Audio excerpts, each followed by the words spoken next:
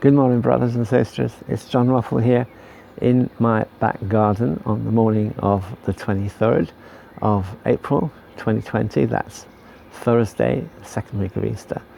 And I would like to just say in a short update, what a privilege it was and a blessing to host so many people on our Zoom prayer meeting last night.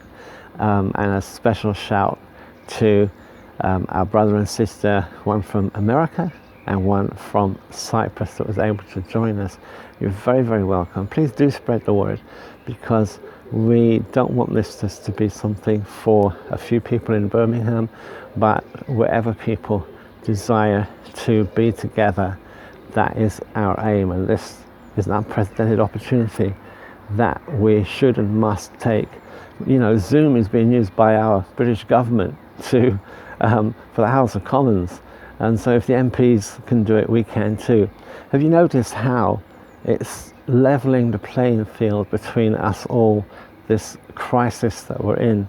We're getting weather reports from weathercasters in their own home rather than all this fancy graphics things. And there was a Zoom meeting on the 10 o'clock news last night.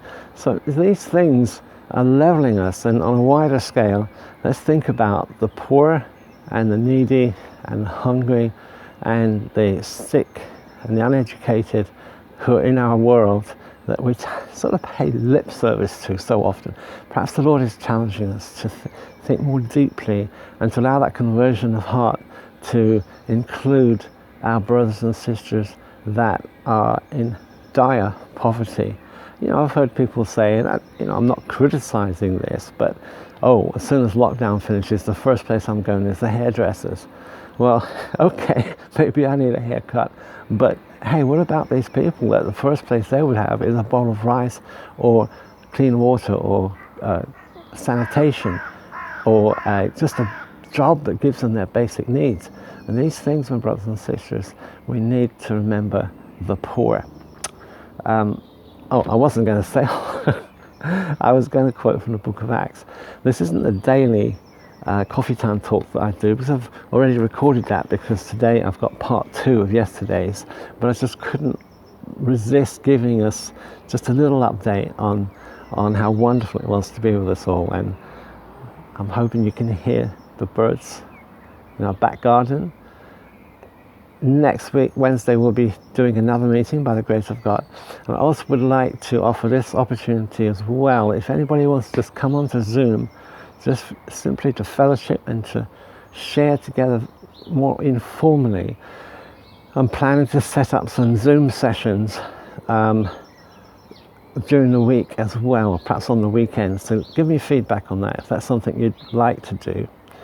And on a more sober note, on Friday, which is tomorrow, there's the Requiem Mass for Father Bernard O'Connor. Many of us knew him from Harborne. I knew him from the Mother House in Hammersmith, and he was an exceptional priest.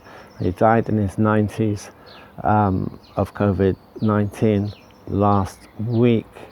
And I think as we pray about him, we can be remembering the souls of all the faithful departed and those most in need of the mercy of the Lord.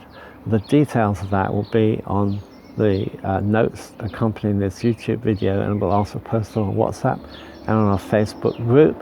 You can find the Facebook group simply by putting it, once you're logged into Facebook, you can go into Charismatic Community, one word, and it should come up in the search within Facebook. Please, brothers and sisters, keep praying. Let's have conversion of heart in our own hearts and minds. And if not before, we'll see you next Wednesday, 8 p.m.